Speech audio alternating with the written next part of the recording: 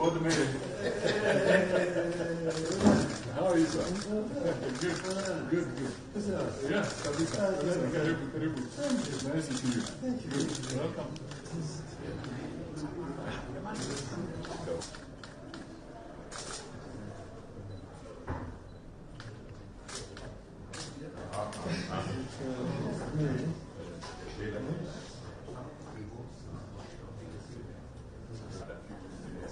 We wanted the two of you to have a bilateral. Yeah. So that we can have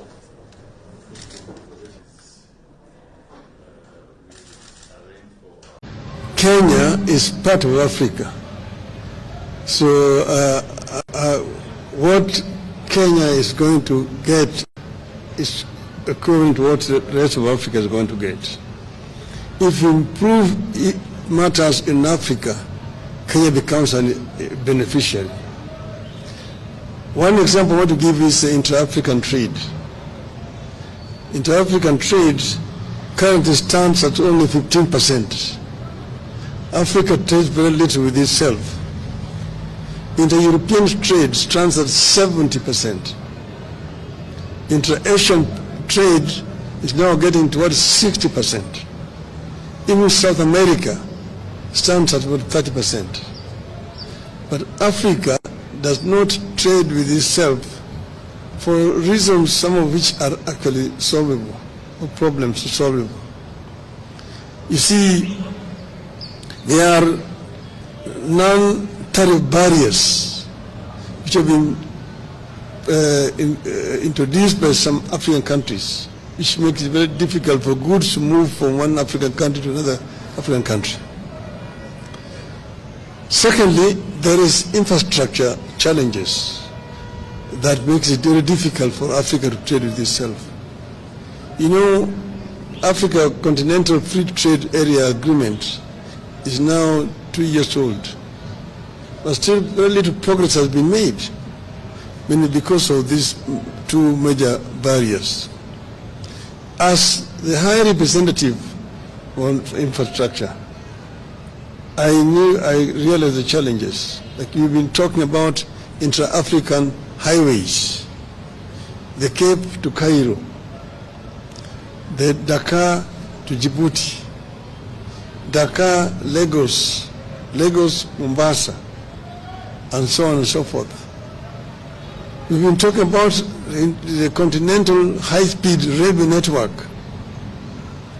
one Beira to Walvis Bay, one the old Benguela line, Lobito to Lubumbashi. The other one is the high-speed railway along the coast from Lagos to Cairo.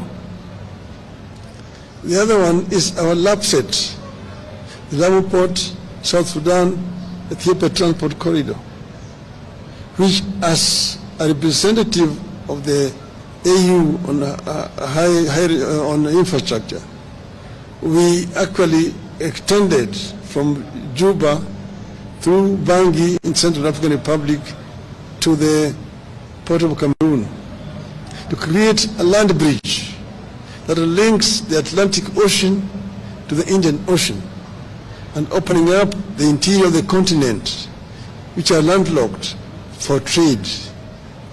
See, for example, Kenya grows tea. How does Kenya export its tea to Central African Republic? Between Kenya and Central African Republic, there's only South Sudan. South Sudan is the only country between Kenya and Central African Republic. But how do you take the tea there? There's no infrastructure.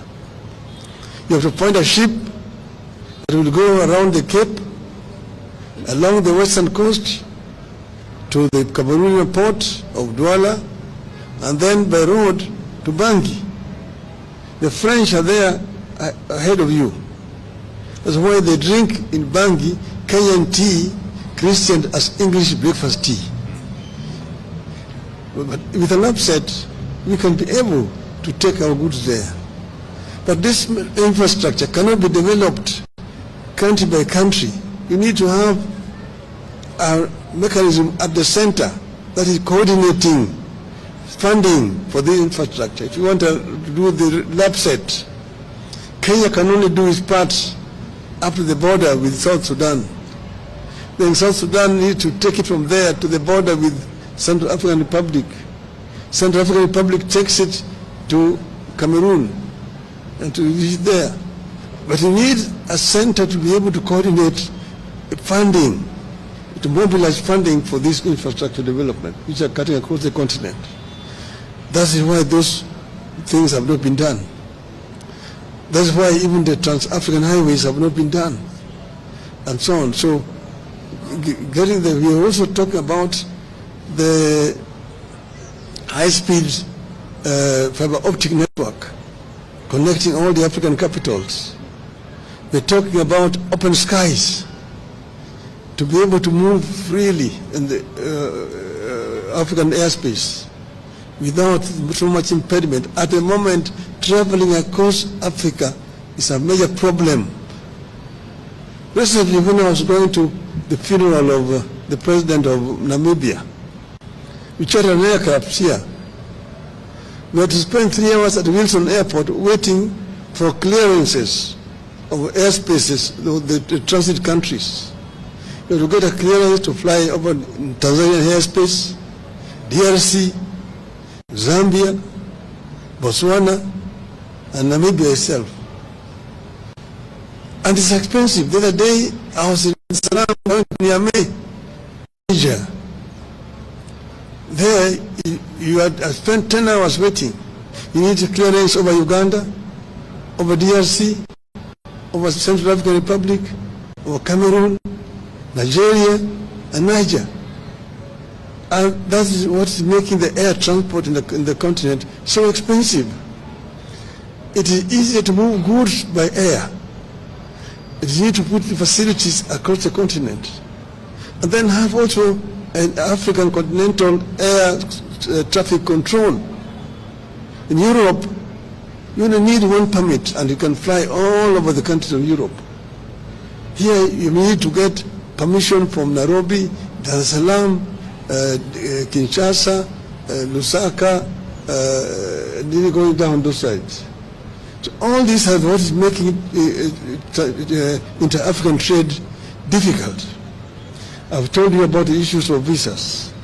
It's another problem, and so on and so forth. We've been talking about making the Nile River navigable, so that you can be able to move from Mediterranean Sea to Lake Victoria. Ships can move from Europe and don't have to go around the Horn to come to our coastal side. You can go right on the Nile to Lake Victoria and land there in Jinja, in Kampala, in Kisumu, and in Mwanza. Those are some of the projects that could be done. And if we open up those ways, Kenya will be a major beneficiary, and Africa generally. So we have ideas which we think, if implemented, will improve the inter-African trade. Thank you. Asante sana. Thank you so much, Your Excellency. In the interest of time, Your Excellency, we are unable to take more questions because the Prime Space is needed somewhere in Nandi in the next few. More.